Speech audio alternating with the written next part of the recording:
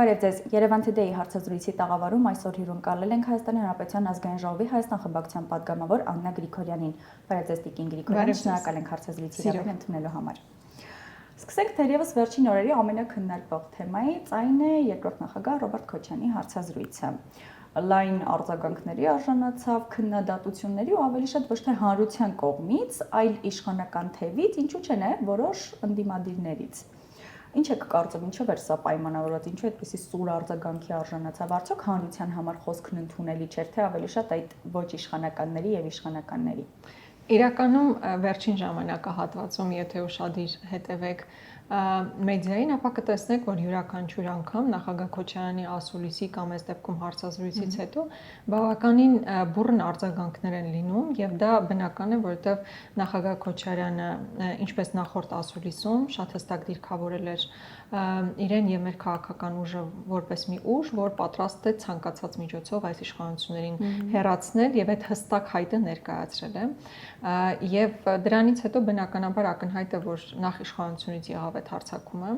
եւ նրանք էլ են հասկանում, որ ընդդիմադիր դաշտում էլ ամենամեծ հեղինակություն ունեցող անձը երկրորդ նախագահ Ռոբերտ Քոչարյանն է եւ հետեւաբար նրա շուրջ կոնսոլիդացիան ամենամեծն է լինելու եւ դա կարող եք տեսնել ինչպես հարցազրույցից հետո նրան թիրախավորելով, այնպես էլ եթե հետևել եք նախորդ ազգային ժողովի, նաեւ ազգային ժողովի նիստերին, հա, որ ամեն երկրորդ падգամավորը դատախազը քննչականի պետը եւ մյուսները ով հասցնում վերերկենում նախագահ Քոչարյանի մասին կամ նրա գույքերի հետ կապված ինչ որ ցանկ էր հրապարակում, այսինքն այն, որ ակնհայտ է, որ այս պայքարը նախագահ Քոչարյանի եւ իր թիմի դեմ գնում է, սա ուղղակի պետք է արձանագրել, որ դա նորմալ է, որ այդպես պետք է լինի, չնայած ես այս պահին հիշեցի նաև նախագահի այն խոսքը իր հարցազրույցի ժամանակ, որ նույնիսկ երբ որ ինքը չի խոսում, միևնույնն է նրա մասին խոսում են, որովհետև իսկապես դա փաստ է 2 տարի շարունակ նախագահան ոչ ասուլիս էր տալիս, ոչ հարցազրույցներ էր ունենում, բայց մենք տեսնում ենք, որ այդ շարունակական այս քննարկումները նախագահի մասին, նրա կառավարման տարիների մասին մշտապես այսպես հանրային դաշտում ակտիվ քննարկվելիք թեմա է։ Ինչ վերաբերում է այո, որոշ ընդդիմադիր նաև շրջանակների, դա էլ հերթական արդեն որպես այսպես ստատիստիկ փաստ պետք է արձանագրել, որ հերթական դրսևորումներ նաև այդ թևից եւ դա եւս հասկանալի է, պետք է ընկալել, ընդունել այդ մարդկանց մտահոգությունները եւ վերջը նրանք էլ ընդդիմադիր դաշտում որևէ կերպ դիրքավորվելու խնդիր ունեն եւ քանի որ մեր ուժը առաջատար ուժն է, խնդիր են տեսնում թիրախավորման ճանապարհով ինչ որ ձև իրենց դիրքավորումը ավելի լավ պատկերացնել։ Իսկ հանրության մասով ըստ ձեզ նախագահի խոսքը հանրության համար ընկալելի, ընդունելի խոսք էր։ Ես կարծում եմ, այո, բազմաթիվ շերտերին հասավ այն մեսիջները, ինչպես արտաքին քաղաքական մասով, այնպես էլ ներքաղաքական թեմաների շուրջ, որոնք հնչեցվեցին ասուլիսի հարցազրույցի ընթացքում, որ վերաբերում էր նաև 18 թվականից հետո այսօրվա իրավիճակ, ինչպիսի հանգուցալուծում կարող է լինել, հա, այսինքն ցանկացած թեմա, որ այս պահին առկա է, դրան շատ ավելի բացված, շատ ավելի մանրամասն զրույց ունեցավ եւ ես կարծում եմ, քանի որ նախագահ Քոչարյանը սիրում է շատ պարզ խոսել, առանց ավելորդ այսպես բառերով ծանրացնելու իր հիմնական մեսիջը, շատ պարզ մեսիջով, ես կարծում եմ դա նաեւ ամենամեծ առավելությունն է։ Այ խոսելով կոռուպցիայի թալանի հետ կապված, նախագահ Քոչարյանը հարցազրույցում Նիկոլ Փաշինյանին անվանեց կոռուպցիայի Էյնշտեյն, նշեց, որ նրանց ճակատներին կարելի է տատու անել, կոռուպցիոն հանճարներ։ Այլ դուք էլ բազմիցս ազգային ժողովում բարձրաձայնում եք կոռուպցիոն թեմաներ, ինչպես կբնութագրեք ներկայում Հայաստանում կոռուպցիոն իրավիճակը։ Իսկապես այնտեղ նաև մի հատ տերմին էլ օգտագործեց նախագահան Կոպերֆիլդ, իսկապես Դեյվիդ Կոպերֆիլդի հնարքներով տեսեք այդ ու հիմնականում խոսքը վերաբերում էր հենց անիվ հիմնադրամի շուրջ տեղի ունեցածին, օրինակ պատկերացրեք որ պետական բյուջեից տրամադրվում է հիմնադրամին մի գումար եւ այդ գումարը օրինակ մի օրում 1.5 միլիարդ փոխանցվում է Ամերիկայում օֆշորում գրանցված մի կազմակերպության, որն ընդ որում գրանցվել է 8 օր առաջ։ Հիմա 1.5 միլիարդը կար եւ մեկ էլ Կոպերֆիլդի հնարքով 1.5 միլիարդը չկա։ Ինչ որ օֆշորային կազմակերպության է տրամադրվել, որն 8 օր առաջ է ձևակերպվել որպես կազմակերպություն, ընդ որում ուղիղ տարբեր մեդիաներով քննարկում էր, որ ուղիղ կապվածություն ունի Տիգրան Ավինյանի կնոջ ընկերուհու հետ եւ այդ փաստը չի հերքվել։ Եվ գիտեք, այս հարցերը, երբ որ մենք մշտապես բարձրաձայնում ենք, մենք տեսնում ենք, որ սրան պատասխան չկա։ Որևէ մեկը մեզ չի ասում, որ գիտեք, դա այդպես չէ,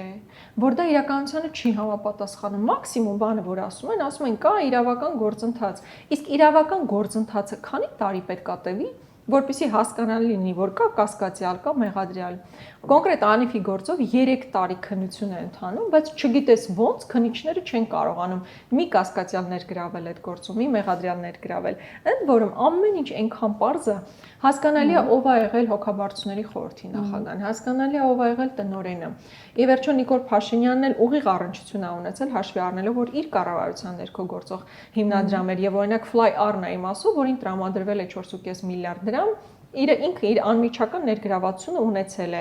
Air Arabia-ի հետ, որը Fly R-ն այդ համագործակցում էր, ինքը ունեցել է ուղիղ համագործակցություն, օրինակ Air Arabia-ի տնօրենի հետ, նրա հետ պայմանավորվածություններ ա ձեռք բերել, ընդ որում այնպիսի պայմանավորվածություններ ա ձեռք բերել, որ ըստ էության խախտել է եւ հիմա այդ խախտման հիմքով Air Arabia-ն դատի է տվել Հայաստանի Հանրապետությանը։ Այսինքն, այս բոլոր գործող անձինք արկա են։ Դժվար չէ ողջել, թե ով է օրինակ ստորագրել, որպեսզի $500,000 գնա քաղաքի կենտրոնում սրճարան կառուցվի։ Աննա, օրինակ դուք գիտեք, որ մեր բոլորիս գումարով $500,000-անոց սրճարան կա քաղաքի կենտրոնում։ Վստահ եմ դա ընդհանրապես սրճարանի մի հատվածն էր, բայց ով է որոշում կայացրել, որ մեր բոլորիս հարկերից գոյացած գումարը պետք է տրամադրվի մի սրճարան կառուցելուն։ Ընդ որում հիմա երբ որ մենք գնում ենք, բնականաբար գումար ենք վճարում այդտեղ եւ այնպես չի էլի որ հիմա անվճար են մեզ սպասարկում։ Իջոց բավականին լավ էլ բան է, կաֆե է, այսպես ասած, շատ պոպուլյար, հա, բայց դա ինչ որ մեկը այդ որոշումը կայացրել է, ստորագրել է։ Կամ Տիգրան Ավենյանի մյուս 10 ընկերոջը 1 միլիարդի չափ գումար է տրվել ելակի այգիներ կառուցելու համար։ Դա որ մեկից շահերից էր բխում, օրինակ, որ բոլոր մարդիկ ուսուցիչը լինի, շինարարը լինի, մյուսը լրագրողը, պատգամավորը հարկը վճարում են եւ որոշում ա կայացում, որ Տիգրան Ավենյանի 10 ընկերոջը տրամադրվում է մոտ 1 միլիարդ ելակի այգիներ կառուցելու համար։ Հիմա այս ամեն ինչը կոնկրետ անուններ ունեն։ Երբ որ ես ես հնչեցնում եմ, չեմ հնչեցնում ուղղակի օթում կախված թվեր։ Այս ամեն ինչը իրենք մի 10 անգամ ավել տիրապետում են, կոնկրետ գիտեն անուն ազգանուններով, ով ինչ է արել եւ մինչեւ այսօր որևէ կասկածվող անձ, որևէ մեղադրյալ ներգրաված չի։ Իսկ դա ուղիղ նշանակում է, որ ամենաբարձր մակարդակով հովանավորվում է այս կոռուպցիոն մեխանիզմները։ Բայց դա միակ դեպքը չի, ես վստահ եմ ԿՊԱ-ական յուրաքանչյուրին կամ ամեն երկրորդ երրորդին կպնելիս մի այսպես հետագից կբացահայտես։ Ի վերջո նաև դրա դրսևորումը որն է, թե ինչպես են մարդիկ ապրել մինչև 2018 թվականը եւ ինչպես են հիմա ապրում եւ այդ ինչպեսի տարբերությունը այնքան շատ է, որ դա սովորական աշխատավարձով ձեռք բերվող ոչ գույք է, ոչ ապրելակերպ է եւ դրանք խիստ ակնհայտ են։ Այդտեղ Հակոբ Արշակյանը մի շատ ծիծաղելի բան էր ասել էր, եթե իշխանության չլինեինք, ավելի հարուստ կլինեինք։ Դե ինչ հաստ է։ Բայց մոռացել էր իրենց հայտարարագիրը իշխանությունից առաջ։ Հիմա էլ ասում է իշխանության չլինեինք, ավելի հարուստ կլինեինք։ Դե ես կարծում եմ օրինակ դա շատ ավելի հետաքրքիր կլիներ, եթե ասեր Կոնջորյան Հայկը։ Օրինակ Կոնջորյան Հայկը դարձել է ֆրակցիայի ղեկավար, որից հետո իր կինով Հայ փոստում է աշխատում։ Ես անկեղծ ասած նրա կնոջ մասին որևէ բան չեմ ասում։ Կարող է եւ նաեւ լավ մասնագետ է, այդտեղ այդ դա չեմ քննարկում, բայց արդյոք այդ լավ մասնագետը կկարողանար դառնալ Հայ փոստի ղեկավար եւ մի քանի անգամ ավելի բարձր աշխատավարձ ստանալ, եթե նա չլիներ Հայկ Կոնջորյանի կինը։ Կարծում եմ ոչ։ Այո։ Այ երբ որ խոսում եք կոռուպցիայից, դուք ասում եք, որ անհնար է այդ ամենը տեղի ունենա եւ բարձր մակարդակի դրա մասին տեղյակ չլինեն կամ չհովանավորեն։ Իսկ երբ իրենց մոտ կոռուպցիայից խոսում եք, ասում են՝ դե հա, կոռուպցիա կա, բայց համակարգային չի։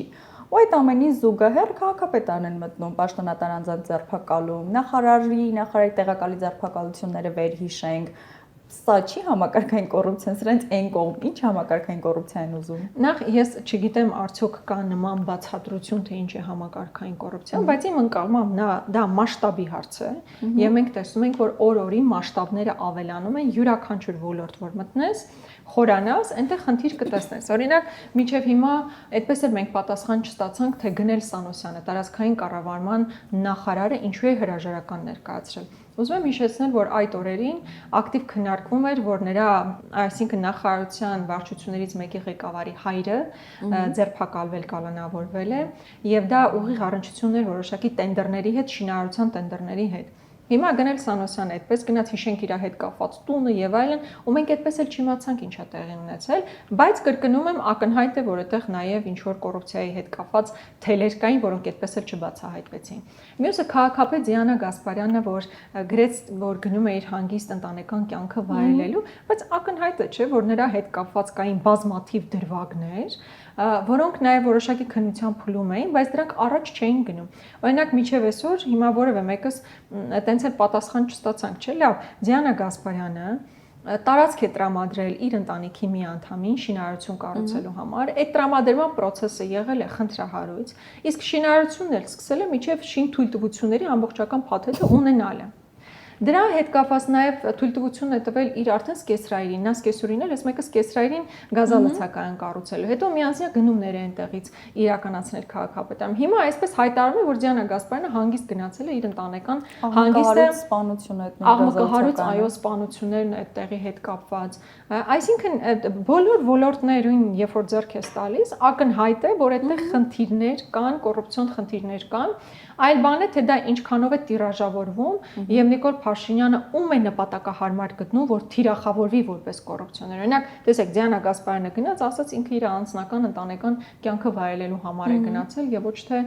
այլ նպատակներով, բայց ակնհայտ է, չէ, որ այստեղ շատ ավելի երկար պատմություն կա, որտեղ իր ընտանեկան կյանքը հենց երեք չէր սկսել։ Ինքը բավականին երկար ժամանակ, հա, այսինքն եթե ընտանիքը, երեխան, եթե այդ որոշումը այդ տրամաբանությամբ պետք է կայացվեր, հետեւաբար եւ նաեւ քաղաքական գործընթացների մեջ դժվար կկարողանար մտնել։ Եվ այսպես շարունակ բոլոր ոլորտները, պաշտպանության նախարարությունում շատ մեծ հնչեղություն չստացավ,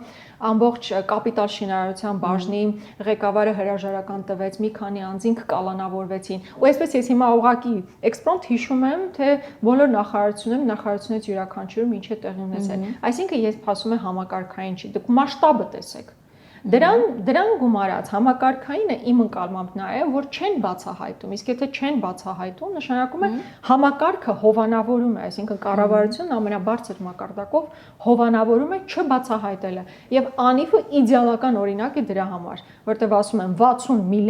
60 միլիոն դոլարից ավել գումար մսխվել է,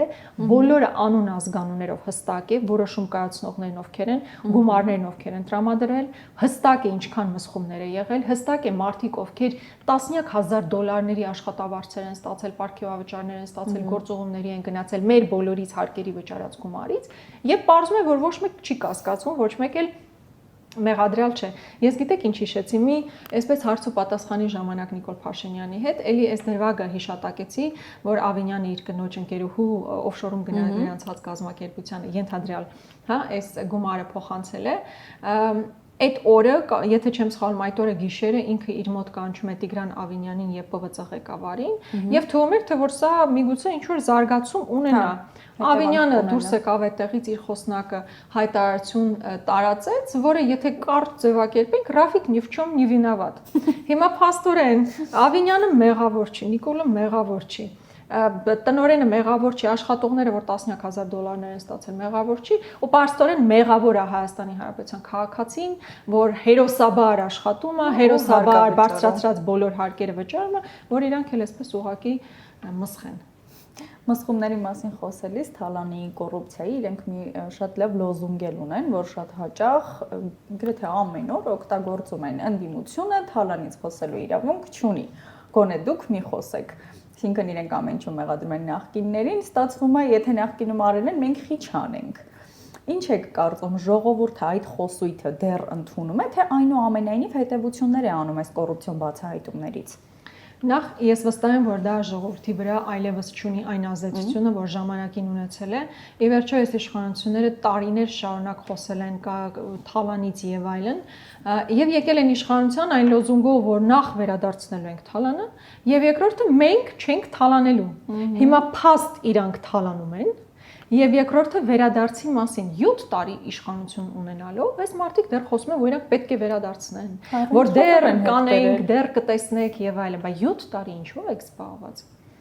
Ես վստահ եմ, որ այս մարդիկ ոչ էլ քաղաքական այդ կամքը ունեն գումարները վերադարձնելու կամ թալանվածը վերադարձնելու, իրենք խնդիր ունեն այդ թեման տակ պահելու, մատի փաթաթան դարձնելու եւ դա քննարկման առարկա դարձնելու, որովհետեւ ի վերջո հաջորդ երբ է լինի այդ ընտրությունները, իրենք պետք է գնան ժողովրդի մոտ եւ ինչ որ մի բան ցույց տան։ Իսկ ինչ պետք է ցույց տան։ Կորսված Արցախը պիտի ցույց տան, մեծացած Եռաբլուրը պետք է ցույց տան, 7 միլիարդ պետական պարտքը պետք է ցույց տան, բարձրացած բոլորի համար բարձրացած հարկերը որպես հաջողություն պետք է ցույց տան, չէ, բան չունեն ցույց տալու։ Եվ հետեւաբար միակ խաղաքարտը, որ շարունակում է պահպանվել, այսպես նախկինների թալանն է, բայց մարդիկ է շատ օբյեկտիվորեն հարցնում են. 7 տարի իշխանություն ես ունեցել։ 21 թվականից էլ այսպես կոչված պողպատե մանդատ ես ունեցել։ Հիմա 7 տարի հետո դու գալիս ու ասում ես ինձ նորից ձայն տվեք, որ գնամ նախկինների թալանածը վերադարձնեմ։ Դա արդեն այնքան անլուրջ է, մարդիկ էլ դա չեն։ Այդ նույն ողջավորվածությամբ չեն ընդունում։ Իհարկե, որոշակի սեգմենտի վրա դեռևս կարող է անդրադառնալ, բայց ակնհայտ է, որ նաև իրենք այս թեման տակ են պահում զուտ հաջորդ ընտրություններում իրենց ինչ որ բան ցույց տալու, այսինքն ինչ որ մի բանի համար քվե ստանալու համար։ Խոսենք մի փոքր իմպիչմենթի գործընթացից, մենք գիտենք, որ համաձայն տարբեր սոցհարցումների Փաշինյանի վարկանիշը բավականին ընկել է եւ շարունակում է ընկնել, բայց այնուամենայնիվ եւ ձեր խմբակցությունը եւ խմբակցության առաջնորդը կարծում են, որ իմպիչմենթը անհնար է, քանի որ մարդիկ, ովքեր նախաձեռնել են այդ գործողությունը, փողոց լցնել չեն կարող, 18 քպականի քվե բերել չեն կարող, դուք գործընթացը ինչպես կբնութագրեք։ Ես կարծում եմ ի սկզբանե այն մարդիկ, ովքեր սկսեցին խոսել իմպիչմենտի անհրաժեշտության մասին, իրենք մաթեմատիկայից թույլ չեն, շատ լավ հասկանում են, ավելին քաղաքական գործընթացներն են շատ լավ հասկանում, որպեսզի իմանային, որ այսպես ուղակի սկսելով չի։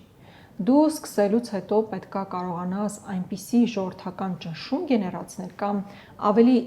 ես մշտապես կարծել եմ, որ իմպիչմենտը ժողովրդական ճնշման արդյունքում իշխանապողության վերջին ստադիան է։ Այսինքն զուտ ֆորմալ իմպիչմենտ ստորագրել եւ մի բան սկսելը երբևէ արդյունք չէր ունենալու։ Բնական է, որ չէր ունենալ։ Այսինքն հիմա ինչ եք կարծում 18 քպեական բանա հենց այնպես մի օր առավոտը որոշելու են, որ պետքա դեմ գնան Նիկոլ Փաշինյանին, չէ, ակնհայտ է, չէ։ Գնան Նարեկ Մալյանի եւ Էդգար Ղազարյանի մոտ, ասեն կամ Էդմոն Մարուկյանի քննարկել կամ որևէ մեկին առանց ժողովրդական ճնշման այս ամեն ինչի մասին խոսելը ուղղակի մարդկանց մոլորեցման գործընթաց է եւ ինչը մեծ հաշվով իրենք անում են, ես կարծում եմ սրա մասին այնքան շատ են խոսել, բայց քանի որ մյուս կողմից էլ առաջացել է հետևյալ իրավիճակը, որ մեր գործընկեր խմբակցությունը պատիվ ունեմը հայտարարել է, որ իրենք նախաձեռնելու են իմպիչմենտի գործընթաց։ Մենք ընդհանրապես պետք է ուղղակի մեր աջակցությունը, այո, մեր աջակցությունը հայտնենք նրանց, որովհետև իրենք հայտարարել են, որ իրենք սկսելու են իմպիչմենտի գործընթաց, զուգահեռաբար նրանց կուսակցության ղեկավար Սերժ Սարգսյանը հայտարարել է, որ ունեն փողոցային պայքարի հստակ ծրագիր, այսինքն փողոցային պայքար, իմպիչմենտ, դրանք մեկը մեկից անբաժան ծրագրեր են։ Հետևաբար, եթե երկուսն էլ ունեն, մնում է սպասել տեսնել, թե երբ են սկսելու բուն գործընթացը։ Բայց տեխնացություն։ Դա իհարկե շատ անտրամաբանական է, որովհետև եւ փողոցային պայքարի համար, եւ իմպիչմենտի համար մեղմ ասած, հա, անհնար է այդ երկու process-ներն էլ առանց տանել առանց տեխնացուի։ Իմիջիայլուց ես եւ իրենց խմբակցության մեջ եմ տեսնում իսկապես արժանավոր մարդիկ, ովքեր կարող էին իրենց անունը գրել այդտեղ։ Եվ իրենց կուսակցությունը վստահաբար կան մարդիկ, ում անունը կարող էին վարչապետի տեխնացուի կարգավիճակով գրել եւ առաջ տանել։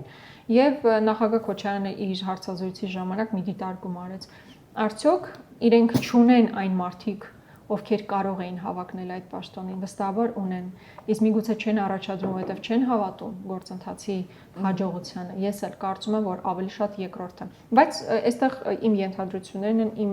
այսպես վերլուծություններն են, քանի որ հայտարարել են, որ եւ ունեն ծրագիր փողոցային պայքար եւ իմպիչմենտով են տեսնում իշխանապողությունը, մնում է սպասել նրանք երբ կսկսեն։ Բայց չէ՞ որ մենք տեսել ենք փողոցային պայքարը, ինչպես է լրացվում այս իշխանությունների օրոք։ Նրանք ընդունակ են ցանկացած քայլի հաշվի չառնելով, որ իրենց առաջ ժողովուրդն է կանգնած, ոչ թե իրենց այդքան ատելի ինդիմությունը,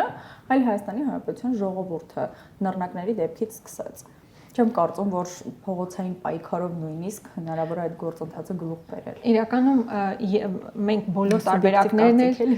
Մենք բոլոր տարբերակներն էլ եւ քննարկել ենք եւ իրականացրել ենք, այսինքն սկզբում եղել է հայրենիքի փրկության շարժում, եղել են ընտրություններ, եղել է դիմադրության շարժում, եղել է սրբազան պայքար, այսինքն բոլոր հնարավոր միջոցներով արել ենք։ Ես իհարկե երբևէ չեմ բացառել որևէ մեկը։ Ոչ փողոցային պայքարը, որից կարող է բխել իմպիչմենտը, ոչ ընտրությունները, պետք է մաքսիմում տրամադրվել արդյունքի։ Եթե հենց այսօր փողոցի գեներացիան հնարավոր չի, պետք չէ ուղղակի մարդկանց այսպես վարդագույն ակնոցներով իրավիճակ ներկայացնել, որ եթե ժողովուրդը զզվում է Նիկոլ Փաշինյանից, ինչու փաստ է, ամենաբարձր ատելության մակարդակը եւ անհանդուրժողականության մակարդակը այս իշխանությունների նկատմամբ հիմա է, միևնույն ժամանակ թե դա ինչպես տրանսֆորմացնել փողոցային շարժման, դա այսպես ձեռքի մի շարժումով տեղի չի ունենում, ցավոք, եւ դրա համար պետք է նախադրյալներ, այս բառը շատ հաճախ ենք օգտագործում, տրիգեր, իրականում մեզ պետք է այդ տրիգերային իրավիճակը, առանց որի հնարավոր չի, որ փողոցային ակտիվ պայքար իրականացվի, իսկ այսօր երբեմն մեզ ասում են իմպիչմենտի բուն պրոցեդուրալ այդ ընթացքը ստորագրումների կարող է հանգեցնել փողոցային, կարող է լինել այդ տրիգերը, ես իհարկե դրան չեմ հավատում։ Տիկին Գրիգորյան, Ալբանիայում տեղի ունեցավ Փաշինյան-Ալիև այսպես ոտքի վրա հանդիպումը, ինչպես իրենք են բնութագրում, սուրճի հրավերը եւ մերժվել է, ես կասեի։ Ոտքի վրա հանդիպում, որտեղ քննարկել էին այսպես կոչված խաղաղության գործընթացը, եւ Ալիևը հանդես է գալիս հայտարարությամբ, որ կա երկու պահանջ, որին Հայաստանը դեռևս չի համաձայնում, դա սահմանադրության փոփոխությունն է եւ Մինսկի խմբի լուծարումը։ Բայց մենք գիտենք, որ Հայաստանը փաստացի համաձայնվել է այդ երկու պահանջներին։ Պատրաստվում է փոխել սահմանադրությունը եւ համաձայնել լուծարել Մինսկի խումբը։ Ինչ եք կարծում Ալիևի խոսքը ինչի մասին էր։ Գուցե այս ամենի կոնտեքստում կան նաեւ այլ պահանջներ, որոնք մեզ համար ավելի վտանգավոր են։ Աննա, ուրեմն Հայաստանին ուղղող պահանջները միայն այդ երկուսը չեն, վստահաբար մենյուն շատ ավելի երկար է, սկսած մեր ապառազմականացումից, մեր ռազմական պոտենցիալի սահմանափակումից, ադրբեջանցիների մոտ 300,000 ադրբեջանցի Հայաստան բնակեցումից, ընդհանրապես արևմտյան Ադրբեջան կոնցեպտի կրողներն են մարդիկ։ Եվ միայն այս երկու պահանջները չեն, բայց այս երկու պահանջները հիմնական են, որ այս պահին դրված է այո Նիկոլ Փաշինյանի սեղանին։ Ես չեմ ուզում ասել Հայաստանի Հանրապետության սեղանին, մի փոքր տարանջատում եմ ուզում մտցնել, որովհետև ակնհայտ է, որ Նիկոլ Փաշինյանն այս տարիների ընթացքում ինչքան զիջել է Ադրբեջանը, այնքան ավելի շատ պահանջներ է ներկայացրել եւ ես վստահ եմ, որ այլ կառավարությունների օրոք իրավիճակը այլ կլիներ եւ այլ կլինի նաեւ ապագայում։ Բայց այդ երկուսի մասով Մինսկի խմբի համանախագահության մասով կարծես թե ընդհանրապես քննարկում չկա, այս իշխանությունները համաձայնել են չեղարկել, այսինքն լուծարել այդ կազմակերպությունը, չնայած դա ուղղակի հակապետական մտածողություն է։ Իսկ երկրորդ հարցը սահմանադրության փոփոխությունը, իրանք ստանձնել են այդ հանձնառությունը, բայց հողի վրա տեխնիկապես դրա իրագործումը որոշակի խնդիրներ է հարուցում, որոշակի նրբություններ կան։ Օրինակ, արդյոք 500, 600, 700,000 մարդ կգնա եւ կողմ կքվեարկի, եթե առանձին լինի, օրինակ, հանրաքվե։ Իսկ միգուցե իրենք մտածում են հիմա ընտրություններին զուգահեռ դա իրականացնել, որովհետև միակ process-ը, որի ընթացքում այդքան մարդ ֆիզիկապես ընտրատեղամաս կգնա, համապետական ընտրություններն են։ Մյուս կողմից դա իրենց ուղիղ հարված է լինելու, որովհետև ստացվում է ընտրվելուն զուգահեռ ուղիղ ադրբեջանական պահանջն իրականացնելու process է իրականացվում։ Հետևաբար իրենք կարծում եմ այս հաշվարկների մեջ են գնալ ընտրության, փորձել այնտեղ իշխանություն ձևավորել, հետո իրականացնել սահմանադրական փոփոխություն, այսպես կոչված, թե միանգամից օրենքի փոփոխությամբ զուգահեռաբար դա իրականացնել, բայց այն, որ Նիկոլ Փաշինյանը, սա մեծագույն ողբերգություն է իրականում, իշխանության փոփոխությունից հետո նաև մեծագույն խնդիր է, որ մի մարդ է գտնվել Հայաստանի Հանրապետությունում, ով Ալիևին ասել է, որ ինքը կփոխի Հայաստանի Հանրապետության սահմանադրությունը, այնպես ինչպես Ալիևն է պատկերացնում կամ Էրդողանն է պատկերացնում։ Սա ցավալի ողբերգություն է։ Այդ հանձնառությունը ստացել է, բայց այդ հանձնառությունը հողի վրա իրականացնելը շատ մեծ խնդիր է։ Եվ մենք էլ մեր հերթին ամեն բան պետք է անենք, որպեսզի դա ոչ մի կերպ իրողություն չդառնա, ոչ միայն դրական արդյունքը իրողություն չդառնա։ Կարծում եմ մեր բոլորիս քայլերը պետք է նպատակաուղղված լինեն նրան, որ դա քննարկման առարկա չդառնա, այսինքն հանրաքվե նման հարց չգնա, որովհետև դրա ցանկացած ելքն էլ չափազանց մեծ հարված է Հայաստանի Հանրապետությանը։ Ալբանիայում տեղի ունեցած այդ խոսակցություններից ներխոհանոցային ոչինչ չգիտենք, բայց կադրերը շատ խոսուն էին իրականում։ Դուք որպես անկախ երկրի խորհրդանի падգամավոր, ինչ զգացիք այդ կադրերը նայելուց։ Իմ տպավորությունները մեղմ ասած հաջող չէին։ Իրականում խայտարակություն էր այդ գիտեք, այդ երբ որ Նիկոլ Փաշինյանը խորհրդարան է գալիս, գորգռում է, ճոճվում է, այսպես իրան մաչոյի տեղ դրած ինչ որ առումով, չնայած իմ պատկերացման տղամարդկային հատկանիշների մեջ լաչառությունը ոչ մի ձև չի տեղավորվում, ու հետո գնում է Ալիևի առաջ վիզը ծուռ, Էրդողանի առաջ վիզը ծուռ, բայց կոֆե պապիում վիճակներում իհարկե ամոթից բացի ուրիշ ինչ զգացողություն պետք է ունենաս։ Հետո նաև վիզուալ միգուցե շատերը դրան ուշադրություն չեն դարձնում, բայց ես գիտեմ, որ քաղաքականության մեջ, հատկապես մեծ քաղաքականության մեջ ոչ մի բան պատահական չի, ոչ մի ժեստ պատահական չի, ոչ մի կեցվածք պատահական չի։ Նույնիսկ Ալիևի եւ Փաշինյանի նստած դիրքերը, աթոռների, հա, որտեղ էր նստում Նիկոլ Փաշինյանը, որտեղ էր նստում Ալիևը, Ալիևի դիրքավորումը, էլի Նիկոլի խեղճացած վիզը ծուռ, այսպես խեղկատակի այս բանով տրամաբանությամբ նստել, իհարկե ինձ մոտ բացի նրանից, որ ես ամոթ եմ ապրում, որ այսօր իմ երկիրը, իմ ժողովրդի ներկայացում է այդ մարդը, ուրիշ այլ զգացողություն չունեմ։ Հետևաբար մեր բոլորիս քայլերն էլ այս տարիների ընթացքում եւ հիմա էլ եւ առաջիկայում էլ լինելու է այդ մարդուն այլևս հնարավորություն չտալ ներկայացնել հայ ժողովրդը։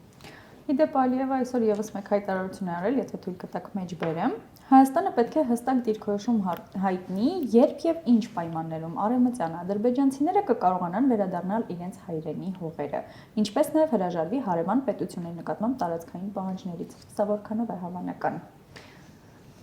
Նիկոլի մնալու պարագայում։ Տեսեք, այնքան բաներ կային, որ անկեղծ եմ ասում, մեզ թվում էր դա ուղղակի ֆանտաստիկայի ժանրից է։ Ֆանտաստիկայի ժանրից կարող էր թվալ բազմաթիվ բաներ, որոնք հետո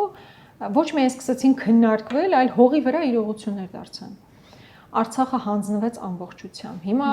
որպես բան, այսպես փաթեթավորումը ասում են Արցախը հո հիմա չի հանձնվել, Արցախը 91-ից է հանձնվել, 96-ից, 98-ից, 2016-ից, միջևերջ իրար մեջ չեն էլ գալիս կոնսենսուսից, թե որ վարկյանից էր հանձնված, մինչդեռ իրողությունն այն է, որ հանձնվել է։ Որևէ մեկս չէր կարող պատկերացնել, որ ադրբեջանական զորքը կգտնվի Հայաստանի Հանրապետության սուվերեն տարածքներում եւ դրա հետ կապված առանձնապես քննարկումներ էլ չկան հիմա Ադրբեջանի հետ, որ մեր հայրենակիցները կտանջեն Ադրբեջանի բանտերում եւ էլի զերո արձագանք, զերո պահանջատիրություն, զերո աշխատանք միջազգային գործընկերների հետ։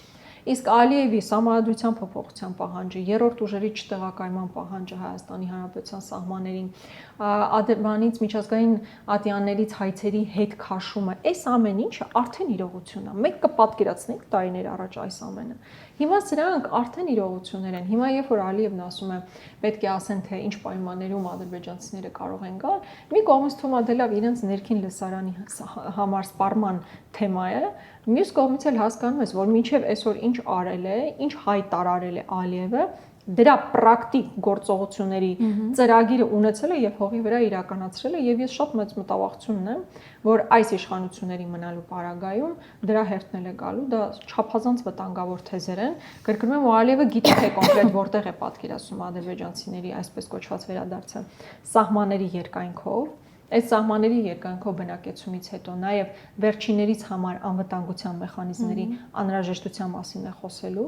Նույնը անելու է նաև այսպես կոչված անկլավների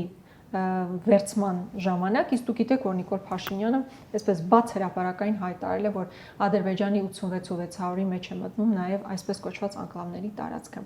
Մյուս կետը վերաբերում է բնականաբար Սահմանադրության փոփոխությանը, հերթական անգամ պահանջ է Սահմանադրության փոփոխությանը։ Եվ ես ուզում եմ այստեղ մեզ բոլորիս հիշեցնել, որ Նիկոլ Փաշինյանն ասում էր, որ հեսա ստորագրվելու է խաղաղության պայմանագիրը, պայմանագիրը պատրաստ է, ադրբեջանական երբեք այսքան մոտ չենք եղել, տենց երբեք այսքան մոտ չենք եղել մի 3 տարի, մինչև հայտարարվեց, որ պատրաստ է պայմանագիրը, բայց պարզում է պայմանագիրը պատրաստ լինելուց հետո էլ ինքը չի ստորագրվում ու չի ստորագրվելու։ Քանի կա Նիկոլ Փաշինյանի նման նվեր Ալիևին, Ալիևը ինչու պետք է դա ստորագրի։ Իրան էլ ինչ որ ձև սահմանափակի հետագա այդ գործողություններով։ Եվ երբեք չպետք է մոռանանք, որ ամենամեծ պահանջներից մեկը բնականաբար այսպես կոչված Զանգեզուրի միջանցքն է, որի մասին շարունակաբար խոսում են ոչ միայն հռետորաբանության մակարդակով, այլ ասում են, որ այս թվականից այս թվականը օրինակ Թուրքիայի, Ադրբեջանի տարածքում իրանք շինարարություն արել են, կանեն, այսինքն ունեն ծրագիր եւ հետեւաբար այսինչ թվականից նաեւ Հայաստանը պետք է միանա դրան։ Խոսելով Զանգեզուրի միջանցքի մասին, մենք գիտենք, որ այսօր էլ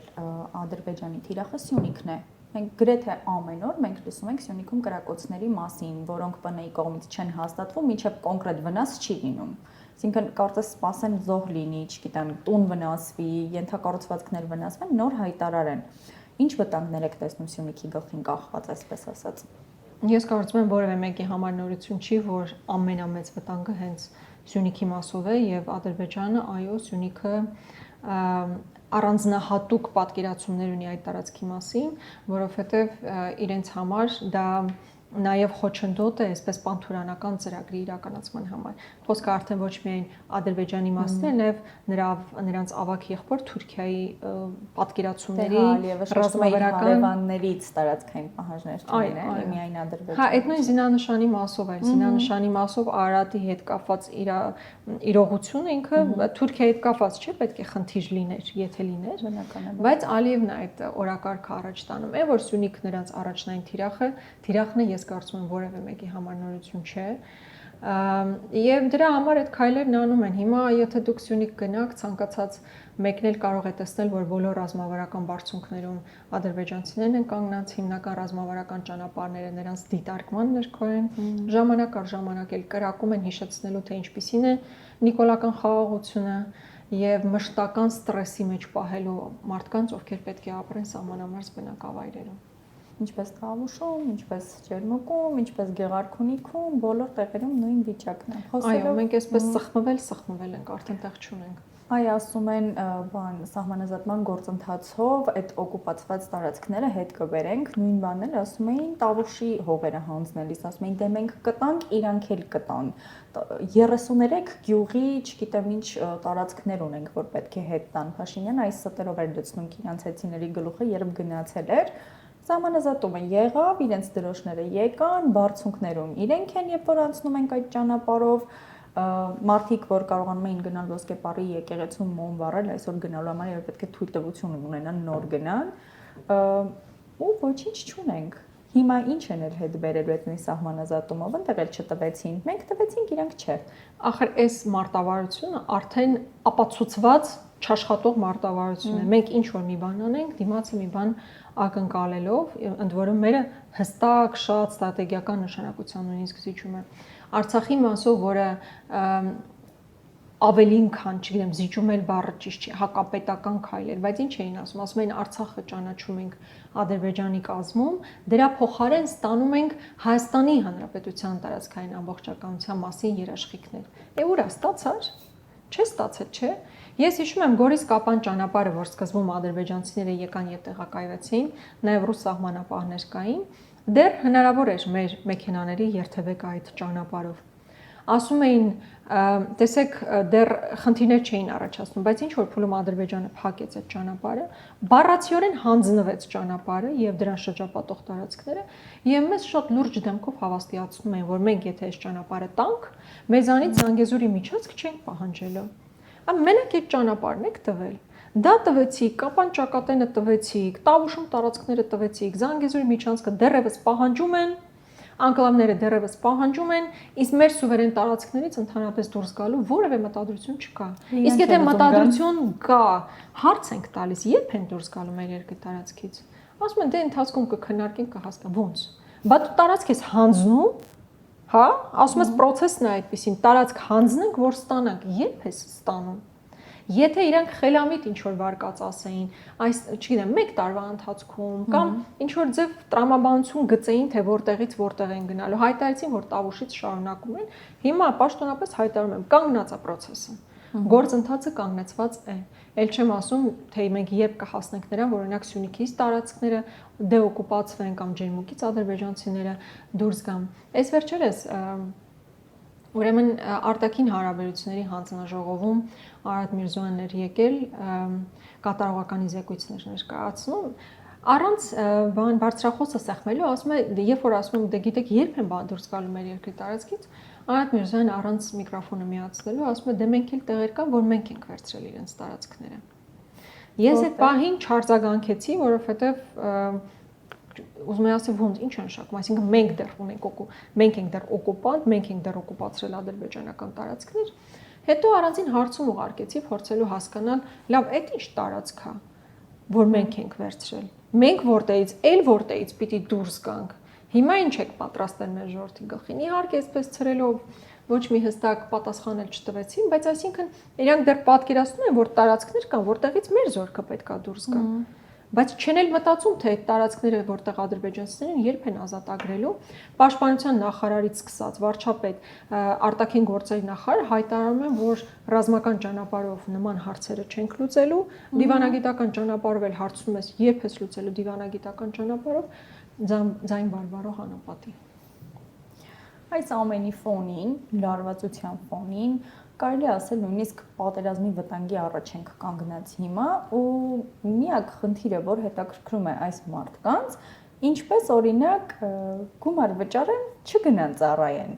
Բյուջե են լցնում իրենց ասելով բյուջե, իհարկե մի քիչ կասկածում եմ, որ այդ գումարները բյուջե են գնում, բայց այնուամենայնիվ քննարկման են դնում ծառայության ժամկետների կրճատում, ֆինանսի դիմաց չծառայել, լավ, ինչի համար է սա արվում, որն է նրանց նպատակը։ Նախ ժամկետի կրճատման մասին իրենք ավելի վաղ էին խոսում, բայց ես վստահ եմ, որ դա ավելի նախընտրական տրամաբանությամբ է լինելու, որովհետև եկեք ընդունենք, որ նման պայթունավտանգ իրավիճակում ապրելով շատ ընտանիքներ միգուցե եւ դրական արձագանք գտնեն, այսինքն դրականորեն արձագանքեն նրան, որ իրենց երեխաները 2 տարվա փոխարեն կծառայեն պայմանականորեն 1.5 տարի, հետո միգուցե ավելի կրճատվի։ Բայց պետության տեսանկյունից բոլորս հասկանում ենք, չէ, որ մենք ներուժի պակաս ունենք, որ մենք մարդկային ռեսուրսի ներգրավման խնդիր ունենք։ Հիմա եթե մենք այս պահին ռեսուրսի ներգրավման խնդիր ունենք, դուք էլ ժամկետները քչացնում եք, դա ո՞ր շահերից է բխում, դուք ինչ եք անում։ Իսկ այս մյուս օրենքի նախագծի վերաբերյալ ակնհայտ է, որ կա սոցիալական անարդարության լրջագույն կոմպոնենտ։ Սահմանադրությունը հստակ արձանագրում է, որ բոլորս հավասար ենք օրենքի առաջ, անկախ տարբեր գործոններից, այլ նաև այդ թվում նաև սոցիալական թե ինչ սոցիալական կարգավիճակ դու ունես։ Հիմա մեզ առաջարկվում է, որ այն մարդիկ, ովքեր գումար ունեն, կարող են վճարել եւ չգնան։ Այսինքն բանակում պետք է ծառայեն միայն այն մարդիկ, ովքեր չունեն գումար վճարելու։ Այսինքն սահմանը պահեն ոչ այսինքն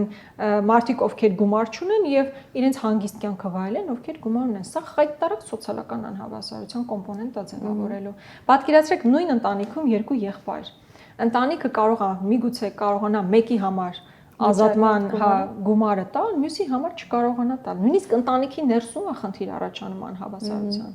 անարդարության։ Հետո այս տարածաշրջանում նման իրողություններում հնարավոր է, որ չգիտեմ, այս օրենքի նախագիծը աշխատի։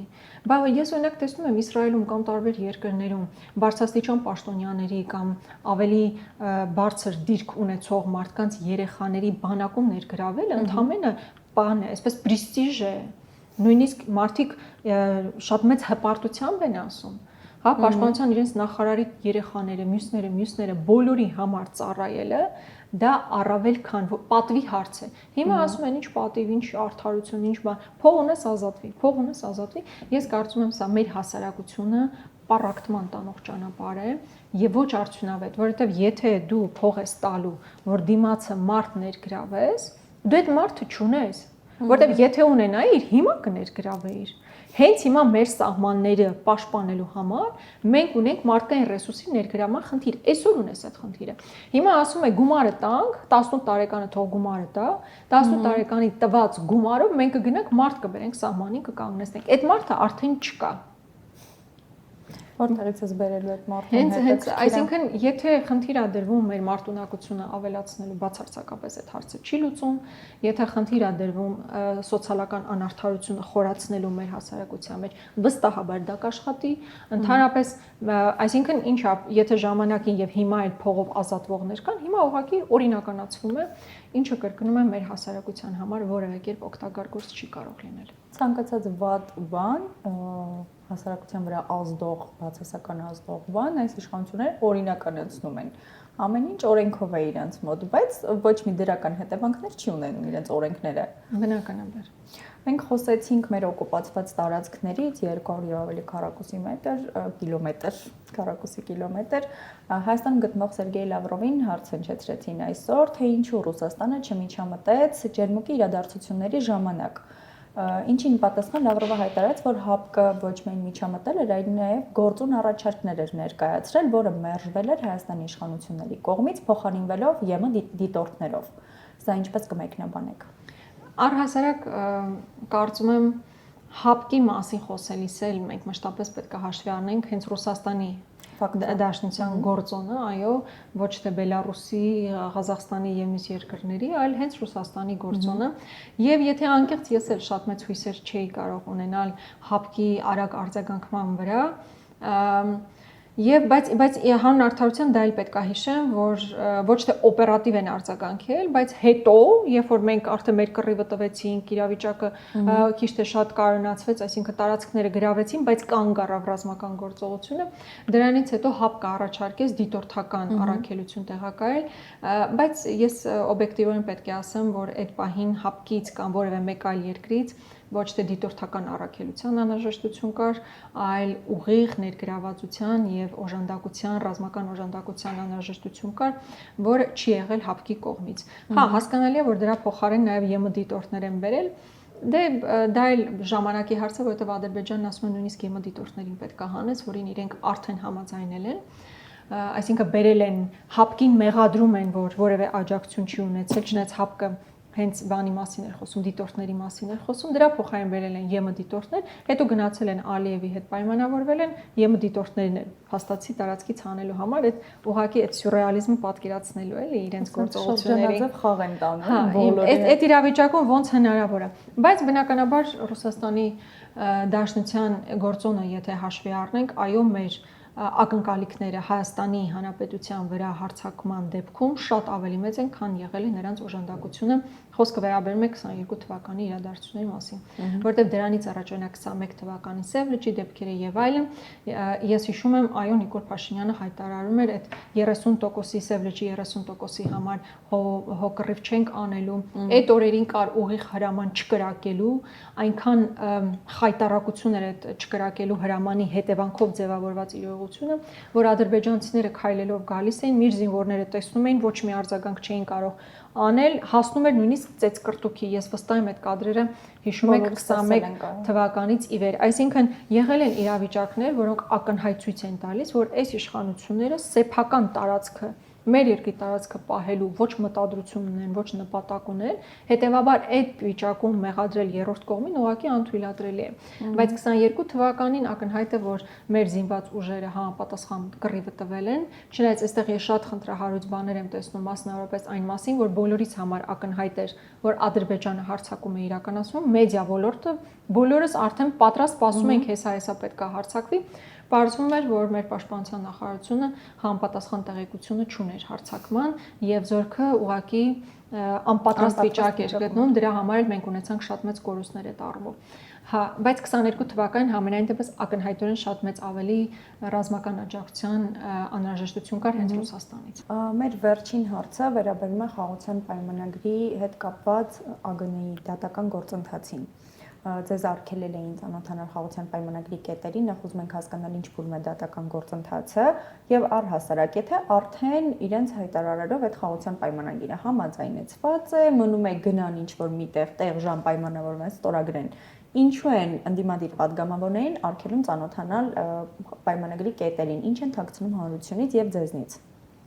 Մենք երկրորդ դատական նիստն ենք արդեն ունեցել, երկու նիստ ունեցել ենք։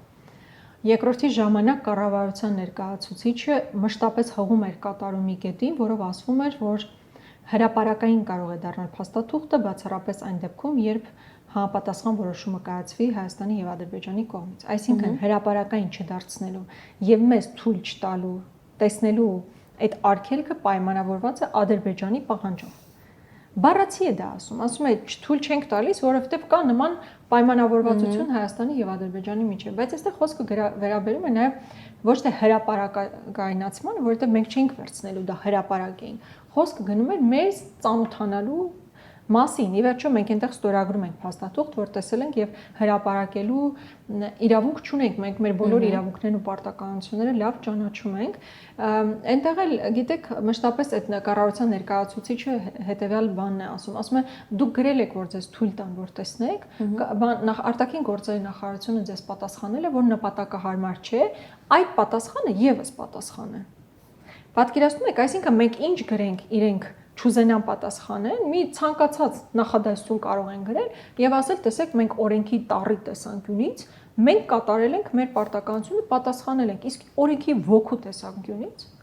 բա մենք ձեզ հարցնում ենք, օրինակ այդ նույն բանի տարածքների օկուպացիայի մասով, երբ Արարատ Միրզոյանը ասում է, որ տարածքներ կա, որ մեր ձեռքն է, որ պետքա տանք, բայց ես հարցնում եմ, ինչ տարածքներ են, դու հիմա օրենքի տառին համապատասխան ինչ որ թուղթ ես ինձ ուղարկում բառեր գրված, բայց օրենքի ոգուն համապատասխան չես պատասխանում, ես չհասկացա դու ինչ նկատի ունես, որովհետեւ որ տարածքները դրանք կոնկրետ տարածքներ են, չէ՞։ Հա, ենթադրում են աշխարհագրական տեղանքի անուն, ինչ որ կոորդինատ, չգիտեմ, ինչ որ մի բան պետքա, չէ՞, ենթադրել, ոչ թե բառակույտ, որը կարդալիս նույնիսկ շատ երկար կարդալիս չես հասկանում, թե տակը ինչ կա։ Այսինքն մենք մի հատ խայտարակ, մի հատ իրողության մեջ ենք հայտնվել, որ հիմա պետքա նույնիսկ բողոքարկեք այն իրողությունը, որ կառավարությանը հարցեր ուղղելիս մեզ պետք է բովանդակային պատասխան տան, եւ ցանկացած A4 ֆորմատի թղթի վրա ուղակի բառեր շարադրածը դեռևս պատասխան չէ։ Բայց ես վստահ եմ, որ իրականում կառավարության ներկայացուցիչի ասացնել այն էր, որ Ադրբեջանը թույլ չի տալիս, հետեւաբար ձեզ չենք թողնում, որ դրա հետ ծանոթանալ։ Դա այն է, ինչին մենք հիմա առերեսում ենք։ Հայաստանի Հանրապետության իրականացած բոլոր քայլերը այս կամ այն կերպով ի վերջո գալիս է նրան, որ Ադրբեջանի պահանջն ենք իրականացնում։ Շնորհակալություն Տիկին Գրիգորյան։ Ես եմ շնորհակալ։